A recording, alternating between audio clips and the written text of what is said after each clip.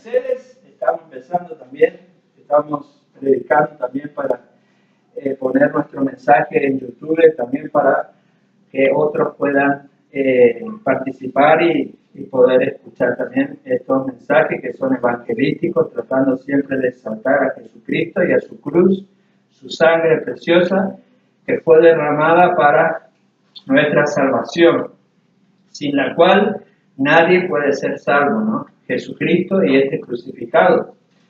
Vamos a 2 de Tesalonicenses capítulo 2. ¿No es cierto? 2 de Tesalonicenses capítulo 2. Nosotros tenemos nuestro propio estilo. Acá es como se dice, mesa redonda con sermón, ¿no es cierto? Es como entreverado porque los hermanos pueden participar también y a veces podemos aclarar algún tema que sale en el sermón y tratando de encauzarnos nuevamente en el sermón, ¿no? Pero van a ver que nuestra metodología o nuestro sistema es un poco diferente a lo usual, ¿no? Pero es nuestro sistema para tratar de ir aprendiendo con el mismo fin de todos, ¿no? De ir aprendiendo la palabra de Dios y acá, como somos una iglesia, sacando las dudas, si podemos, si no podemos, buscamos en los diccionarios, en los comentarios. Así que es nuestro estilo, ¿no? Vamos a abrir en 2 Tesalonicenses capítulo 2 y vamos a leer el versículo 1. Pero con respecto a la venida de nuestro Señor Jesucristo y nuestra reunión con Él, os rogamos, hermanos, vamos al 2 también, que no os dejéis mover fácilmente de vuestro modo de pensar, ni os conturbéis ni por espíritu, ni por palabra, ni por carta, como si fuera nuestra, en el sentido de que el día del Señor está cerca. Vamos a tener una palabra de oración que el Señor nos ayude a entender estos versículos que estamos leyendo. Gracias, Señor, por este día que estamos nuevamente. Ayúdanos a entender tu palabra, que tu palabra llegue a nuestros corazones y haga lo que el Espíritu Santo, lo que Dios quiere hacer en nosotros. Que haga lo que Él quiere hacer en nosotros a través de su palabra.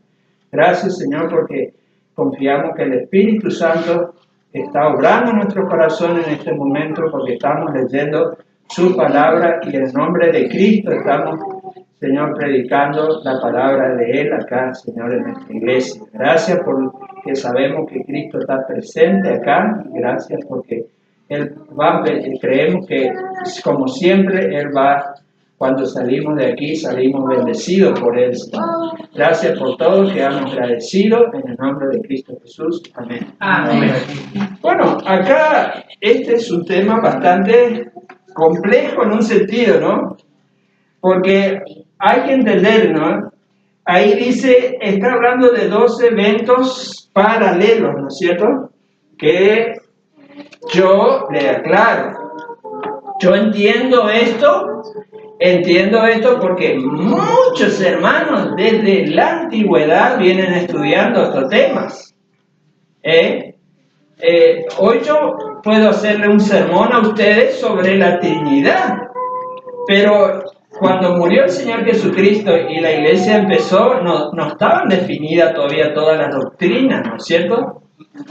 Por eso hubo muchos concilios y a través de los años se fue definiendo las doctrinas, porque todos los santos hombres de Dios escudriñaban la Escritura, y ahora nosotros ya en el año 2019 ya lo tenemos bastante masticado por otros, y nosotros, eso es bíblico, ¿no es cierto? El problema, alguien quiere empezar de cero, pero en un sentido empezamos de cero también, leyendo la Escritura, lo que dice la Escritura, ¿no? Pero no ignoramos de que yo no voy a hacer todo el trabajo que ya se ha hecho en estos 20 siglos, todo desde el comienzo. Ya se ha hecho mucho estudio sobre esto. Y yo me baso mucho en los estudios que santos hombres de Dios lo han hecho. Pero no lo que ellos pensaron, sino lo que está escrito en la palabra de Dios.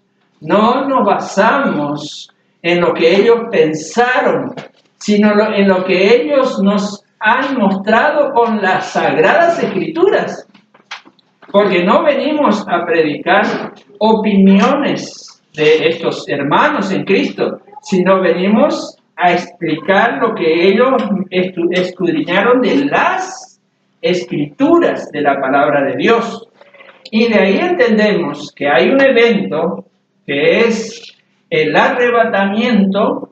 Hay un evento que es el arrebatamiento, que el otro día le leí a ustedes la palabra arpaxo griego. No sé si pronuncio exactamente, pero aparece en Primera de Tesalonicenses capítulo 4, versículo 13 en adelante, pero no sé si vamos a leer eso ahora. Ya leímos el otro día. Dice que los muertos en Cristo resucitarán primero, luego nosotros los que quedamos seremos arrebatados en la venida de Cristo, seremos arrebatados para recibir al Señor en el aire. Y ahí aparece la palabra arrebatados. Seremos arrebatados para recibir allá en el aire del Señor Jesucristo. Y por los estudios que se han hecho de las Escrituras, se sabe que la venida de Jesucristo ahí empieza después del arrebatamiento. Después del arrebatamiento, en el arrebatamiento no viene el juicio de Dios sobre la tierra. En el arrebatamiento viene la bendición a los cristianos, porque son sacados del mundo y van a recibir al Señor Jesucristo. Ahí empieza el día del Señor. 7 años de gran tribulación con el anticristo, como ya vamos a ver acá, con el anticristo en persona acá en la tierra. ¿Dónde habla eso? Acá en estos pasajes, ya le voy a leer ahora. Al final de los 7 años sí va a ser la venida visible del Señor Jesucristo. Yo después le voy a ir buscando, pero vieron que dice en el versículo 1, dice, de nuestra reunión con Él. Ustedes pueden ver de nuestra reunión con Él. Esa palabra reunión con Él a nosotros nos parece que es el arrebatamiento que habla en Primera Tesalonicenses capítulo 4 versículo 13. Eso no creemos que porque la iglesia va a ser arrebatada para reunirse con Jesucristo en su venida, ¿no? Entonces, yo le voy a leer un texto. El otro día me estaba olvidando, pero después cuando me fui a casa, estábamos pensando dónde va a bajar el Señor Jesucristo, y yo después seguí pensando. A veces voy a casa y sigo pensando lo que prediqué, y sigo aprendiendo, porque hay cosas también que yo me hago la pregunta a veces, ¿no? Y uno sigue escudriñando, y uno sigue aprendiendo. Y me había acordado, después de que prediqué, me había acordado de este texto. Zacarías capítulo 12. Capítulo 12, yo le leo. No se hagan problema, ustedes vayan tampoco. En el versículo 1. Profecía de la palabra de Jehová acerca de Israel. Jehová que extiende los cielos y funda la tierra, y forma el espíritu del hombre dentro de él, ha dicho: He aquí yo pongo a Jerusalén por copa, que hará temblar a todos los pueblos de alrededor contra Judá. De todos los pueblos de alrededor contra Judá, dice, ¿no? En el sitio contra Jerusalén. Ese día que estábamos hablando de que van a reunirse todos los rusos, ¿se imaginan que la China avance hacia Israel? Creemos que sí, según la profecía. Sí, Zacarías 12, versículo 2 ahora. Y todos los pueblos del mundo creemos que esa va a ser la venida visible de Cristo. Eso no va a ser el arrebatamiento, Hay que definir los dos eventos. Uno es el arrebatamiento. ¿Y se va a contestar primero? Sí, primero. Eso ya. Y yo le voy a explicar enseguida por qué. ¿Saben lo que pasa? Si tenemos una falsa doctrina acá, saltas enseguida un error doctrinal grave en otra parte. Es como la matemática, ¿viste? Si yo antes, cuando hacía ecuaciones, y ecuaciones larguísimas, a veces me llevaban hojas, y no solo unas cuantas. vos le errabas en un signo, te salía mal el resultado. Y tenía que ser exacto el resultado. Exacto. Así también es la palabra del Señor. Si yo erro en una doctrina, el resultado después te dice, no pega, no cuadra, es como un rompecabezas que no puede armar. Y es así. Yo le voy a mostrar después, le voy a ir explicando, porque yo eso he meditado, he pensado sobre eso. Ustedes saben, yo estuve dictando cursos de instituto bíblico 7 años seguidos, no 6 o 7 años de seguido en nuestro instituto que fundamos en Rivera. Y ahí me ayudó mucho porque muchas cosas tenía que saberlas, porque yo era el único profesor que había. Todavía no se había fundado FEU, ¿no es cierto? Y no se había fundado algunas universidades. Entonces, ¿qué hacíamos? Los pastores teníamos que hacer nuestros institutos bíblicos. Los pastores, como lo hizo don Garroni, con los pastores ahí que se reunieron, ¿no es cierto?, que de alrededor de sana doctrina se juntaron e hicieron el instituto bíblico. Y yo también tuve, cuando fui a Rivera, no había facultades, entonces ¿qué teníamos que hacer los pastores? Teníamos que, en un sentido fue bueno porque nos ayudaban los pastores a estudiar más. Y miren lo que dice acá, en el 12:2 de Zacarías. He aquí yo pongo a Jerusalén por copa que hará temblar a todos los pueblos de alrededor contra Judá. Pero si vos leías esto en 1947, vos te ibas a preguntar, ¿dónde está Israel? Creo que se fundó en 1948. 1948, después si le erramos algún dato, después corregimos, ¿no? Pero creo que sí, 1948. Si no buscan en internet, más fundación de la nación de Israel después de la Segunda Guerra Mundial, por el asunto de Hitler, ¿no es cierto?, que ha atacado mucho a los judíos y ha hecho el holocausto y todas esas cosas. Después las Naciones Unidas le ayudaron a los judíos de tanta lástima que tal vez le tenían por el hecho de que tanto han muerto los judíos y le cedieron ese pedazo que hasta ahora le están reclamando. Pero en realidad Israel ganó a través, no queremos el holocausto, no queremos para nada. Pero Israel se ganó la nación, porque las Naciones Unidas le cedió, ¿no es cierto?, contra la voluntad de los árabes, ¿no es cierto? Entonces, en 1947, ¿nosotros cómo íbamos a entender este texto? Si no existe la nación de Israel, hermano, hoy existe. Aníbal, pero Sí, ¿por sí. qué? Perdón. Sí, no, pues. ¿Por qué no existía en el tiempo de Alemania? No, ¿Cuándo se perdió? eso se perdió en el año 70, cuando invadió Tito, ¿no es cierto? El general Tito romano invadió y eliminó la nación judía, y estuvieron 2000 años sin nación, esparcidos por todo el mundo. En contra de lo que le pasó a los edomitas, por ejemplo. A los edomitas nadie sabe ahora de dónde están los edomitas. Nadie sabe, porque 200, 300 años y se pierde la identidad nacional. Pero eso no pasó con los judíos. Nunca los judíos han perdido la identidad nacional. Hasta ahora yo me voy al centro y le conozco y alguien me dice, yo soy judío. Yo a veces hablo con esa persona. Yo soy judío. Estando en Argentina, los judíos no pierden su identidad nacional. Pero ¿saben por qué? Porque eso viene de la palabra de Dios. Y en 1948 se volvió a fundar oficialmente, reconocido por las Naciones Unidas, un país que nació en 1948, nació Israel. 2000 años y no perdió su identidad. Eso nunca pasó. Sí. Y entonces ahora se nos está cumpliendo todas las profecías. Se nos está cumpliendo. Porque ahora yo puedo entender esto. Y después ya vamos a explicar más cosas, ¿no es cierto? Y dice, yo pondré a Jerusalén por copa que hará temblar a todos los pueblos de alrededor contra Judá en el sitio con y en aquel día yo pondré en Jerusalén por piedra pesada a todos los pueblos. Todo lo que se cargaren, dice, serán despedazados. Y es que todas las naciones de la tierra se juntarán contra ella. Ese ya es el futuro. Eso ya es para el Armagedón, ya. ¿Cuándo va a ser la venida del Señor Jesucristo? La guerra de Armagedón, y va a venir el Señor Jesucristo, y vamos a ver lo que dice acá.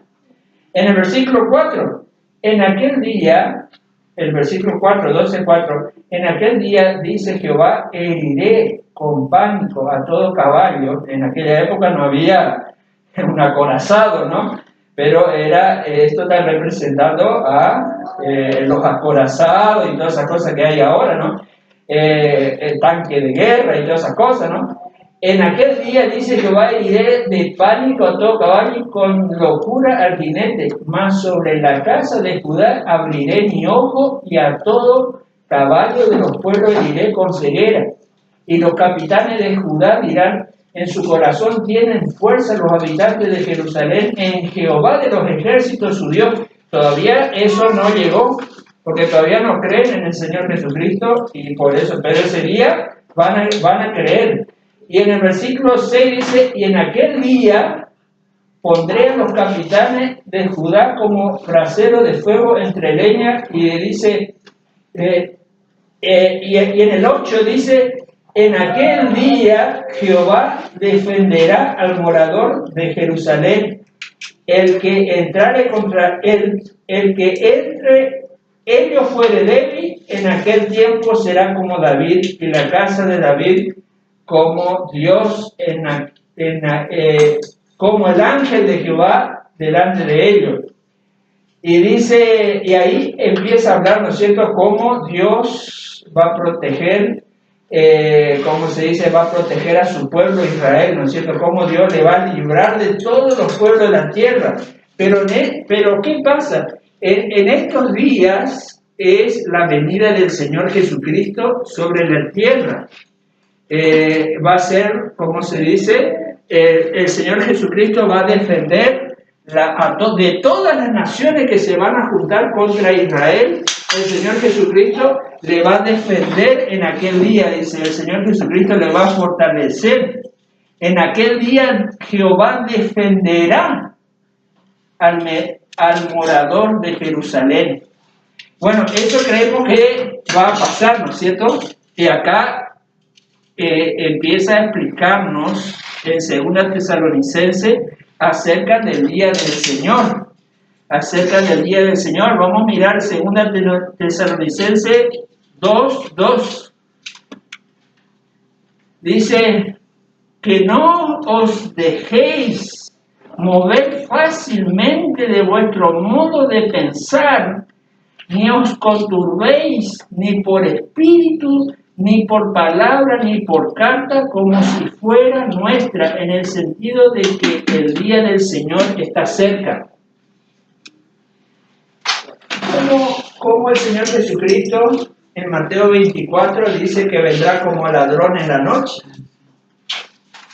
Va a venir como ladrón en la noche. ¿Y acá qué dice? No se preocupen, porque todavía el día del Señor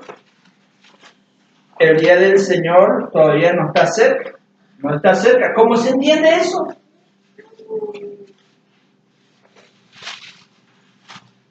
Y ya vamos a entender eso ya. El versículo 3 dice, nadie os engañe en ninguna manera, porque no vendrá sin que antes venga la apostasía y se manifieste el hombre de pecado, el hijo de perdición. O sea, entonces, ahí está el punto. Hay algunos que no creen en el arrebatamiento y no creen en la gran tribulación, pero ¿qué? Hay un problema. Acá dice que no vendrá Cristo sin que pase todavía estos tiempos que va a pasar. No va a venir Cristo.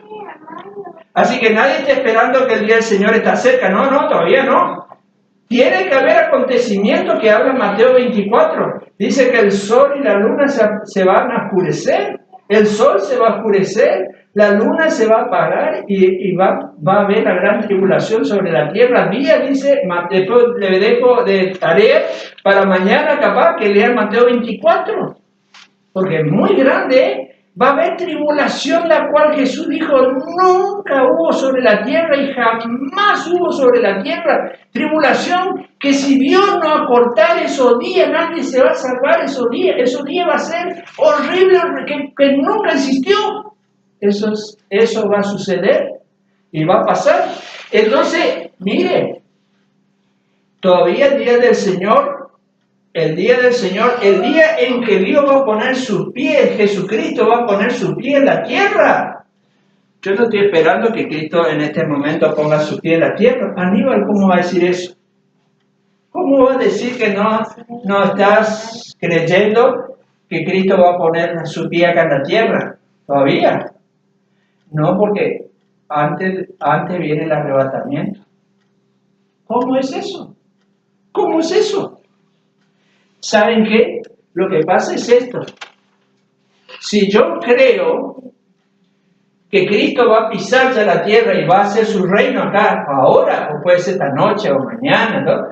Estoy equivocado doctrinalmente. ¿Por qué estoy equivocado? Eso es lo que está diciendo acá. Yo les leo de nuevo otra vez.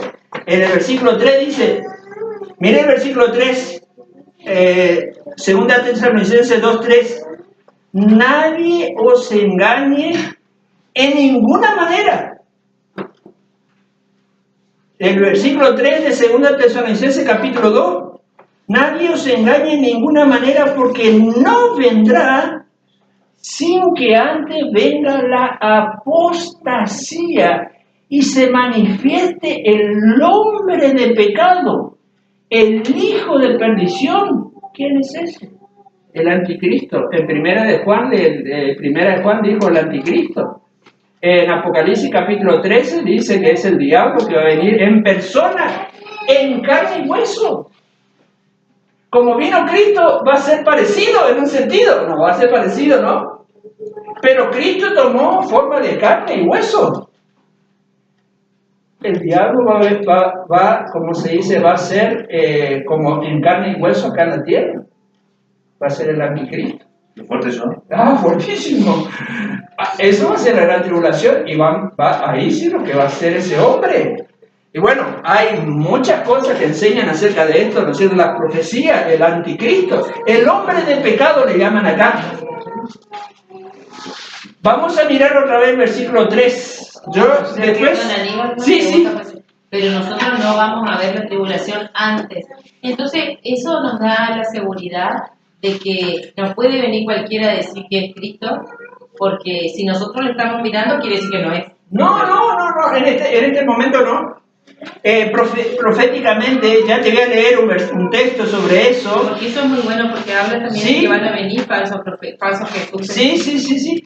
En el capítulo 1 de Primera Tesalonicense, a ver, ya nos habló el Señor Jesucristo, Dios ya nos dijo, fíjense, porque es justo en el versículo 6, en el capítulo 1, ahí en la misma hoja nomás, en el capítulo 1 dice, porque es justo delante de Dios pagar con tribulación a los que os atribulan, y a vosotros que sois atribulados, daros reposo con nosotros. ¿Cuándo? Cuando se manifieste el Señor Jesús desde el cielo con los ángeles de su poder.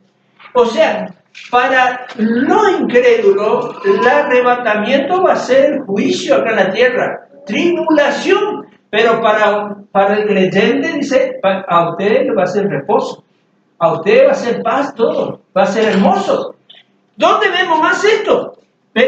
Yo no puedo abarcar todo, pero le voy a mostrar algo por lo menos. Primera Tesalonicenses capítulo 5, acá nomás.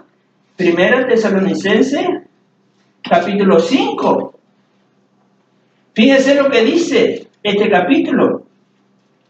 Pero acerca de los tiempos y de las ocasiones no tenéis necesidad, hermano, que yo os escriba, porque vosotros sabéis perfectamente que el día del Señor vendrá así como ladrón en la noche. Esa es la gran tribulación. En este momento yo espero así ser arrebatado, como dice en 1 Corintios 15, que el Señor en un abrir y cerrar el ojo nos va a transformar el cuerpo a un sonido de trompeta que vamos a escuchar. Vamos a transformarnos de golpe en nuestro cuerpo y vamos a recibir al Señor de gloria. Eso está esperando la iglesia. La iglesia está esperando la venida de Cristo en cualquier momento, pero no va a ser todavía el reino. El reino es un poquito más adelante. Eso yo le estoy queriendo mostrar. El reino va a venir después que se manifieste el hombre de pecado acá en la tierra, el hombre de perdición que se opone a todo que dice que testifica a favor de Dios. Se opone a todo. No van a poder hacer nada a favor de Dios porque lo van a matar. Pero sin embargo, ustedes saben, miren, le voy a mostrar. Apocalipsis capítulo 7. No quiero abarcar todo. No vayan a cerrar todavía 1 Tesalonicenses capítulo 5 que no terminé, pero ya vamos a ir mañana. También voy a usar un poco de tiempo para ir aclarando. En el versículo 9 de Apocalipsis 7 dice: después de esto miré, y aquí una gran multitud, la cual nadie podía contar, de todas naciones y tribus y pueblos y lenguas, que estaban delante del trono y en la presencia del Cordero, vestido de ropa blanca, y con palmas en las manos, y clamaban a gran voz diciendo: la salvación pertenece a nuestro Dios, que está sentado en el trono, y al Cordero.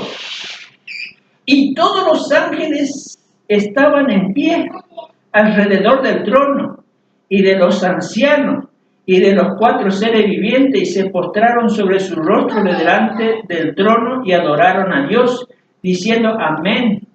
La bendición, la gloria, y la sabiduría, y la acción de gracias, y la honra, y el poder, y la fortaleza, sean a nuestro Dios por los siglos de los siglos. Amén.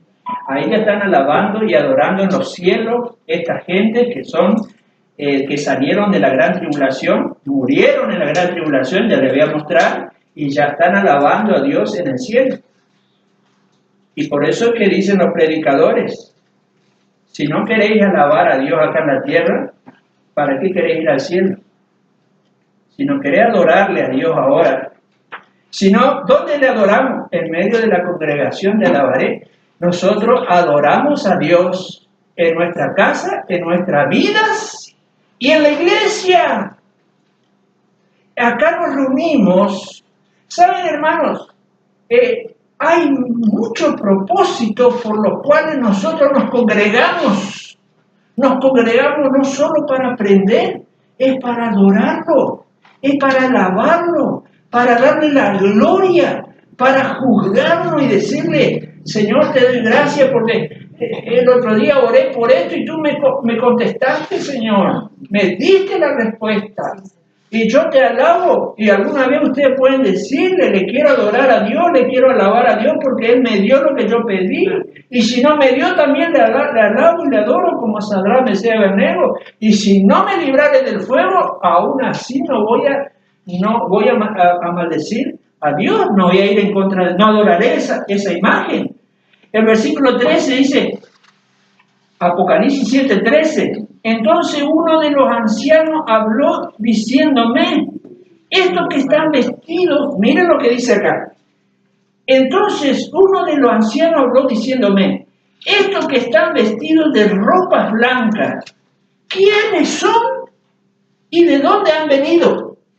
Miré que anteriormente ya le dije, en el 9 dice: después de esto miré aquí una gran multitud, la cual nadie podía contar, de todas las lenguas. De todos los tiempos. No, acá dice, mirá, acá ya estoy mirando eso. En el 13 dice, no te hagas problema que está bien tu pregunta, excelente tu pregunta, pero acá viene esto. El 13 dice, entonces uno de los ancianos habló diciéndome, estos que están vestidos de ropa blanca, ¿quiénes son? ¿Y de dónde han venido? Este grupo de gente que nadie puede contar, que nadie puede enumerar. ¿Quiénes son? ¿Y de dónde han venido? El 14 dice, yo le dije, Señor, tú lo sabes. Y él me dijo, estos son los que han salido de la gran tribulación. Esa es la época que habló Mateo 24.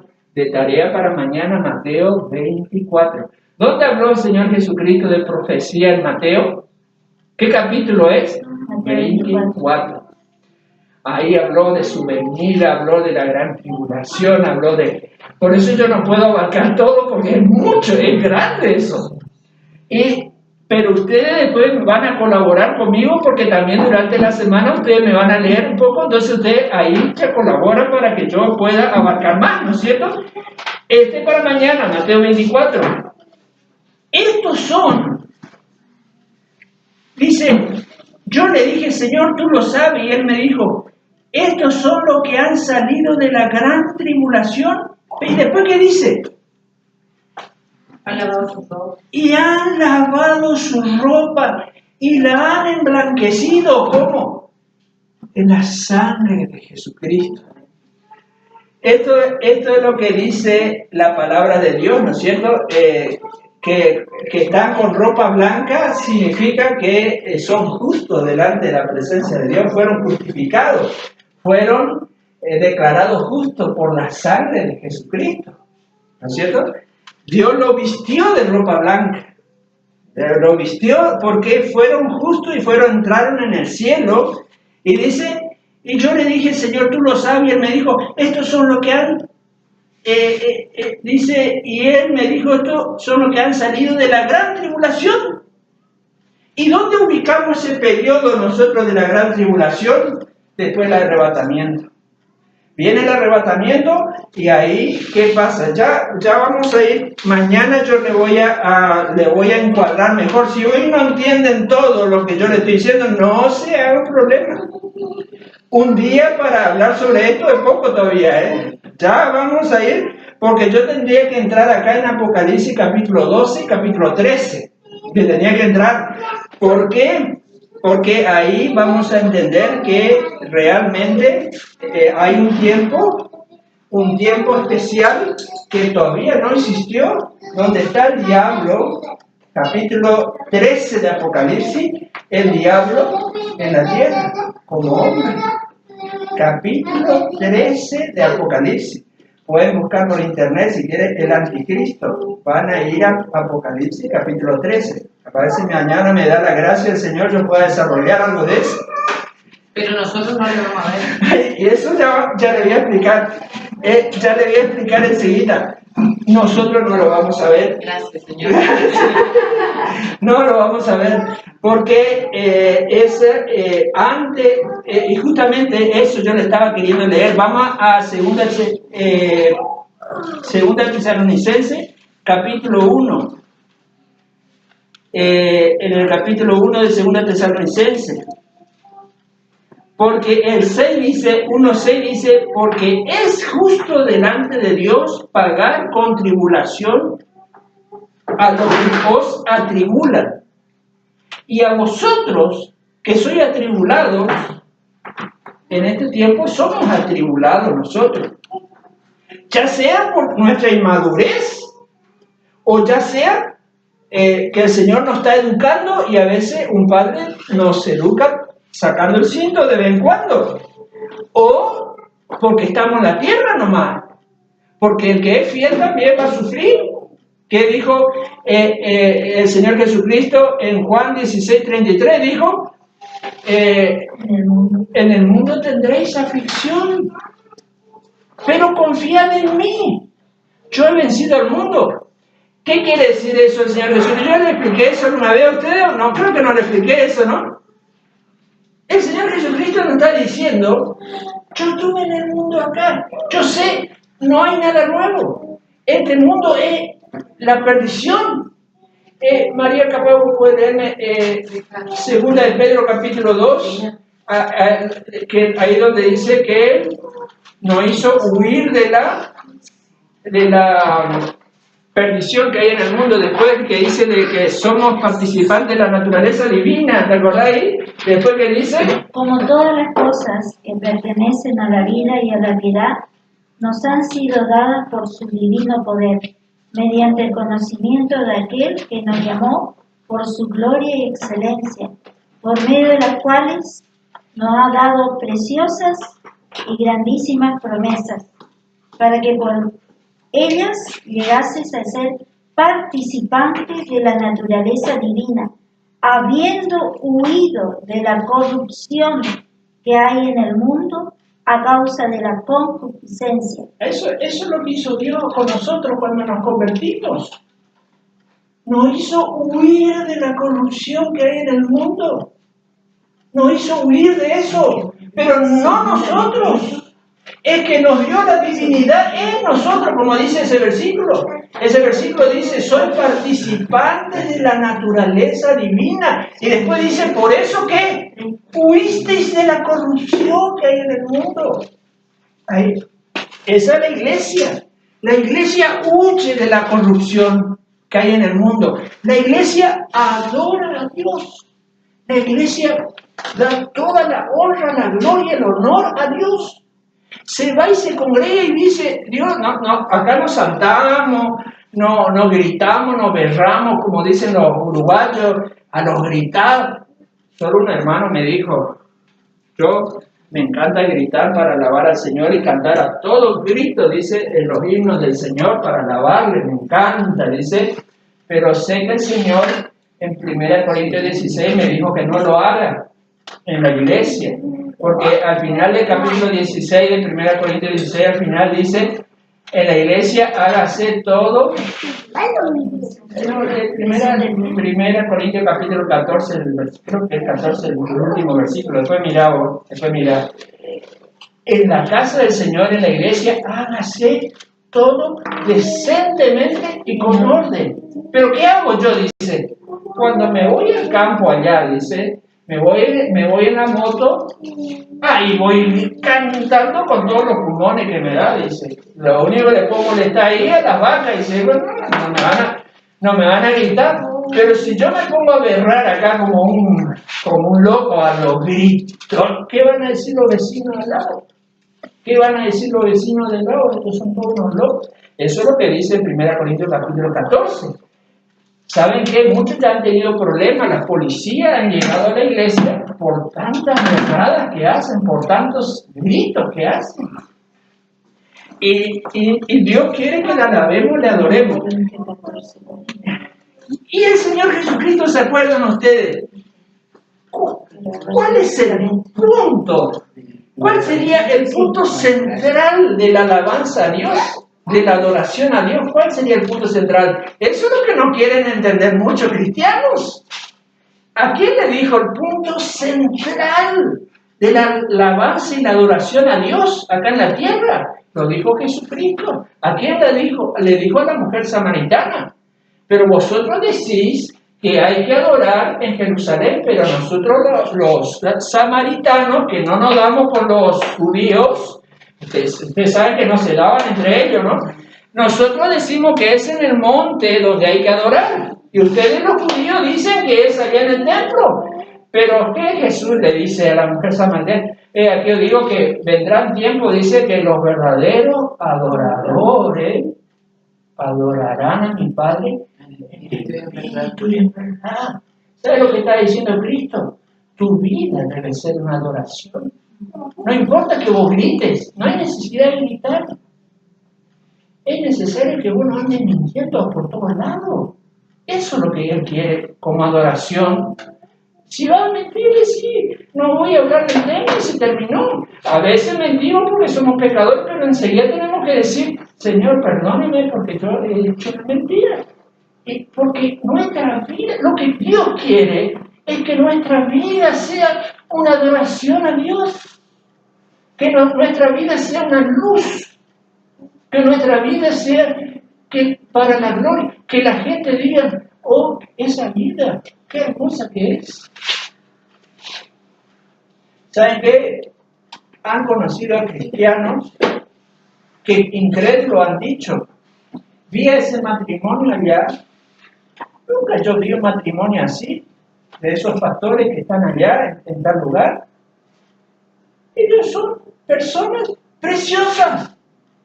Y otros hermanos también son personas preciosas. Te dicen lo que es y lo que no es, te dicen también, pero son sinceros. Y esa es la verdadera adoración, cuando los demás empiezan a reconocer que nuestras vidas es para la gloria de Dios. Y Jesucristo le dio, pero en el clavo le dio.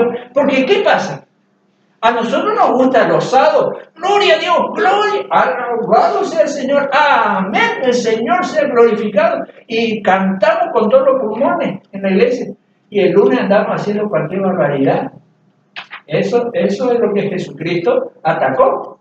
Está bien que alabemos en la iglesia el domingo. Está bien que adoremos en la iglesia. Está perfecto. Pero el lunes, cuando viene alguien y me dice, ¿sucedió esto? Yo no le doy una tremenda mentira.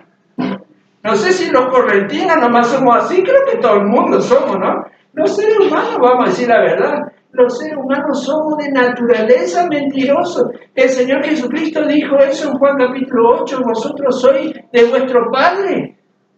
Y el padre de ustedes es el engañador, el campeón de los mentirosos. Y ese es el padre. ¿A quién le dijo eso? Al pueblo judío le dijo.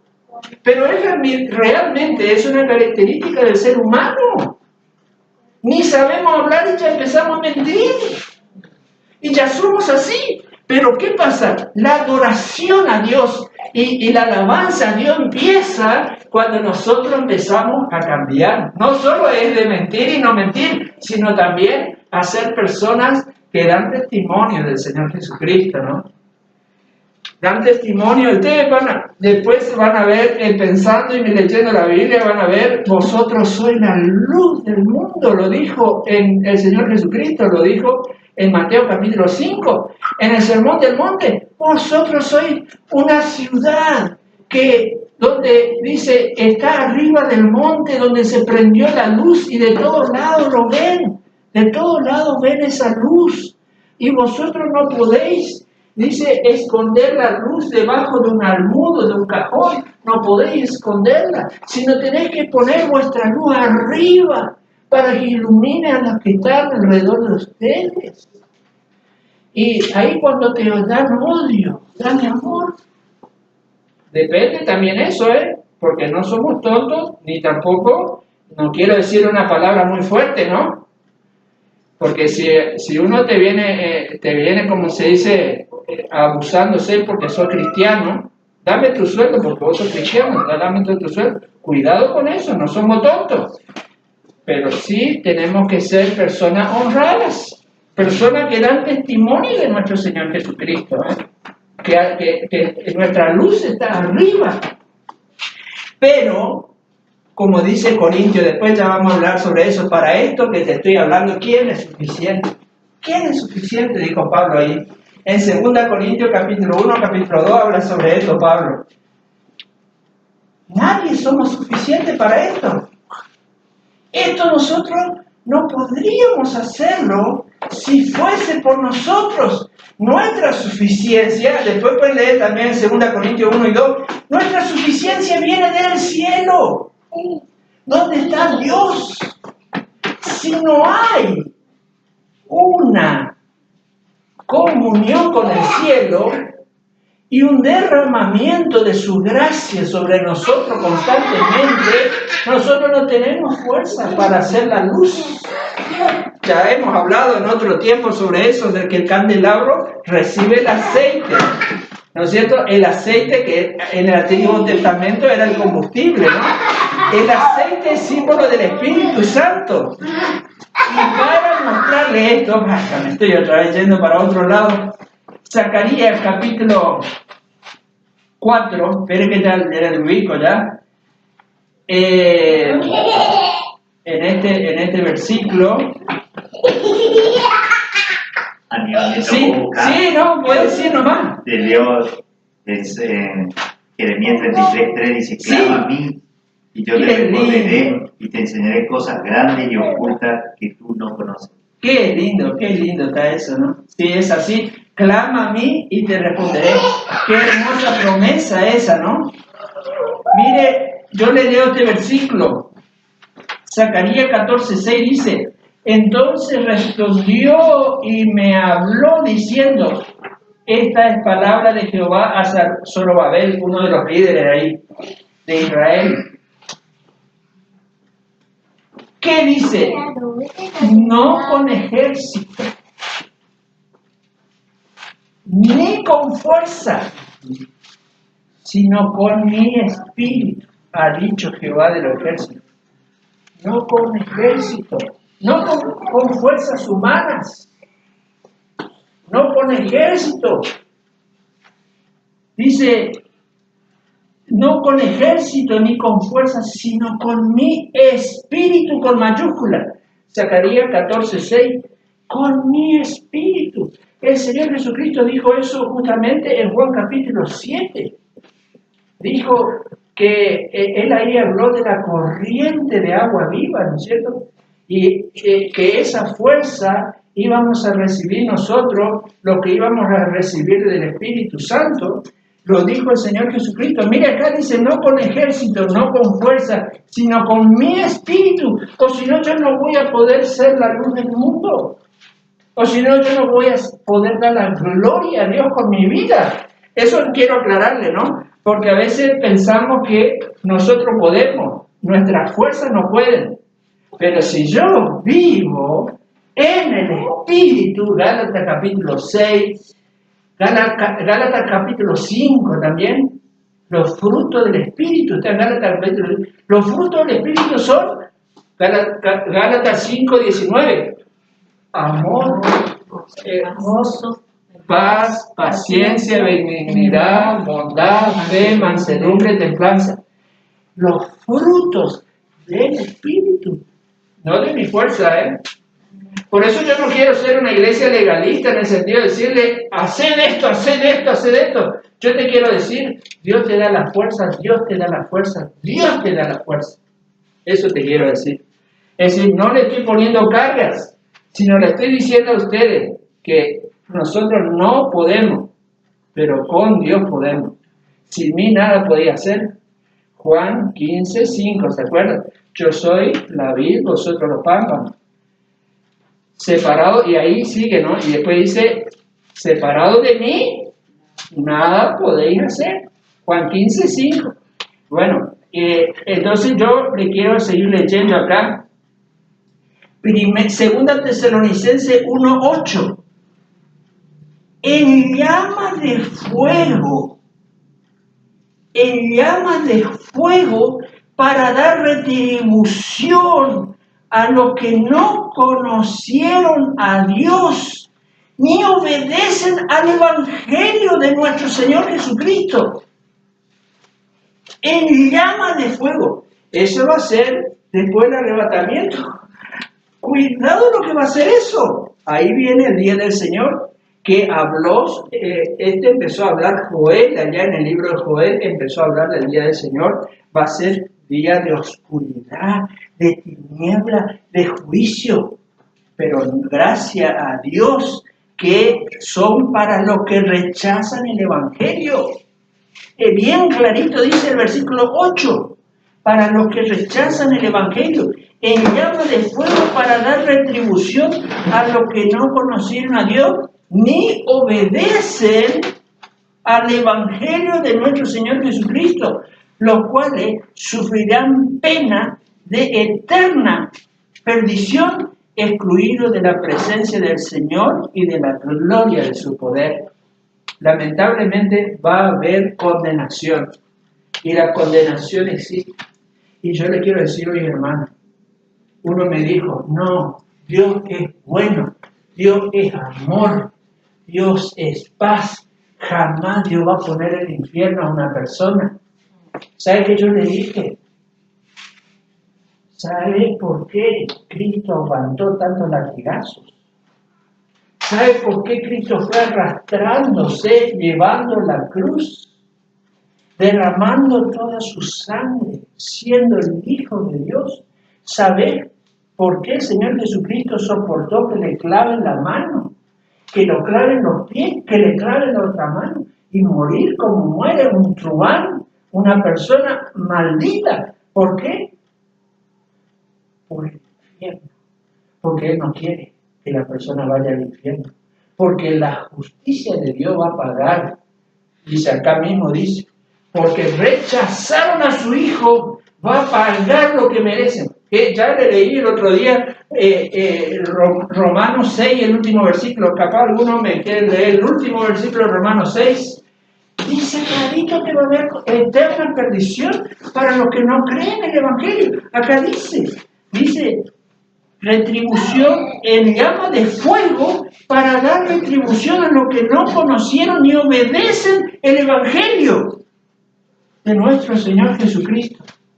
Bueno, ahí empieza el día del Señor. Yo le quiero decir, el día del Señor está en el Antiguo Testamento, aparece en muchas partes del Antiguo Testamento. Ahora, el arrebatamiento recién aparece en el Nuevo Testamento. El arrebatamiento no aparece en el Antiguo Testamento. El arrebatamiento, arpaxo, esa palabra griega, recién aparece en 1 Tesalonicenses capítulo 4, versículo 3 en adelante. Ahí por primera vez. ¿Por qué? Porque la Escritura es, como se dice, es acumulativa. Conforme iba pasando los tiempos de que se iban escribiendo la Escritura, se iba aumentando el nivel de conocimiento que Dios largaba, ¿no? Que Dios largaba. Cuando vino el clímax, apareció Cristo en la tierra.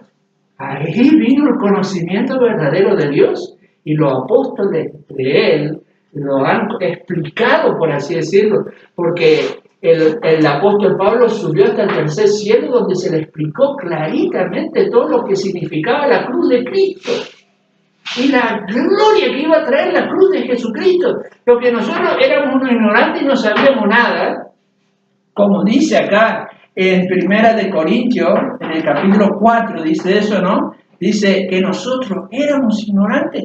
El diablo era ignorante también. Todo el que sabía la cosa era el Señor que sabía la cosa, ¿no es cierto? A ver si le encuentro acá. Si no, ya le voy a leer después ya. 1 Corintios. A ver, ya le voy a ubicar, a ver. Sí, acá está. 2.6. Dice, sin embargo, hablamos sabiduría entre los que han alcanzado madurez y sabiduría no de este siglo ni de los príncipes de este siglo que perecen, mas hablamos sabiduría de Dios en misterio, la sabiduría oculta, la cual Dios predestinó antes de los siglos para nuestra gloria. Sabiduría que estaba escondida, pero que estaba oculta, dice la sabiduría oculta en el versículo 7, en 1 Corintios capítulo 2, versículo 7, mas hablamos sabiduría de Dios en misterio, la sabiduría oculta, la cual Dios predestinó antes de los siglos para nuestra gloria, la que ninguno de los príncipes de este siglo conoció. Ninguno de los príncipes de este siglo conoció, porque si la hubieran conocido, ¿qué dice? No lo hubiesen crucificado al Señor Jesucristo. Ustedes saben que estaban en la última cena, estaba Jesús con sus 12 apóstoles ahí, y uno de ellos era Judas. Y dice que el diablo entró en Judas.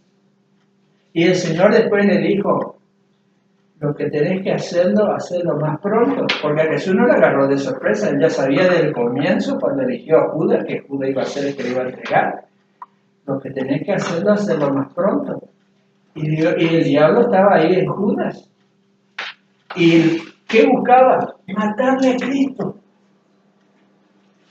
El diablo sabía que Dios iba a hacer entrar un pueblo entero, incontable, innumerable, como leímos en Apocalipsis 7, que solo son de la gran tribulación, nomás como serán de todas las edades, ¿no? Y eso le quiero aclarar a ustedes. En la gran tribulación, como dice Apocalipsis 7, creemos que va a ser la época en la cual se van a salvar mucho más multitud de gente que en la época de paz, que en la época esta que estamos nosotros ahora. Bueno, tranquilo, rechazo a Cristo, chao, no pasa nada. En la gran tribulación, cuando le vean al anticristo acá y lo reconozcan, muchísimo, incontable cantidad de gente van a agarrarle a Cristo y muchos se van a perder, pero muchísimos van a sufrir por Cristo en esa época. Y dice, por eso dice, estos son los que han salido de la gran tribulación y han lavado su ropa y la han emblanquecido en la sangre del Cordero, y por eso están delante del trono de Dios y le sirven de día y de noche. A eso leímos ya en Apocalipsis 7. Porque la sangre de Jesucristo en la gran tribulación va a estar actuando como nunca. Bueno, entonces, hoy lo que quise distinguir un poquito, la poquita meta que tuve hoy, que ya vamos a ir ampliando, es distinguir que el día del Señor empieza después del arrebatamiento de la iglesia.